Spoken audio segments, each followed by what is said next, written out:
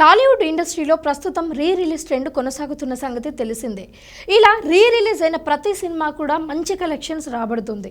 రీ రిలీజ్కు ఆదరణ తగ్గిపోయినా అభిమానులు మాత్రం ఆగట్లేదు. స్టార్ హీరోల సూపర్ హిట్ మూవీస్ను మళ్ళీ విడుదల చేస్తున్నారు. ఇందుకు నిర్మాతలు కూడా ముందుకు వస్తుండడంతో ఆ సినిమాల కోసం ఫ్యాన్స్ అంతా మరోసారి జేబులు గుల్లా చేసుకుంటున్నారు. పైగా వీటిని వినోదం కోసం కాకుండా రీ రిలీజ్లోనూ కాంపిటీషన్ అంటూ పోటీలు పడుతున్నారు. ముఖ్యంగా సినిమా రిలీజ్ అయిన సమయంలో చూడని అభిమానులు అందరూ తమ అభిమాన హీరోల సినిమాను రీ రిలీజ్ సమయంలో చూసి ఎంజాయ్ చేస్తున్నారు.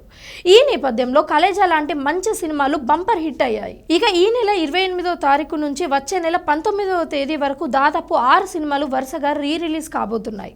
ఒకప్పుడు థియేటర్లలో అలాగే టీవీలలో ఈ సినిమాలను జనాలు ఎగబడి చూశారు. అందుకే అభిమానుల కోరిక మేరకు ఈ సినిమాలను మళ్ళీ రిలీజ్ చేస్తున్నారు. ఈ లిస్టులలో హనుమాన్ జంక్షన్ మూవీ కూడా ఉంది.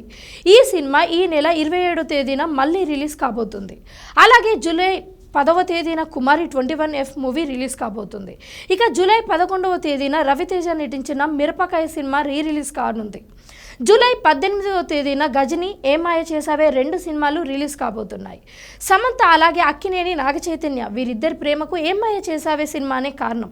అలాంటి సినిమా ఇప్పుడు మళ్ళీ రీ రిలీజ్ కాబోతున్న నేపథ్యంలో అభిమానులందరూ ఎంతో ఆతృతగా ఈ సినిమా కోసం ఎదురు చూస్తున్నారు. ఇక వచ్చే నెల 19వ తేదీన వీడొక్కడే సినిమా కూడా రీ రిలీజ్ కాబోతుంది.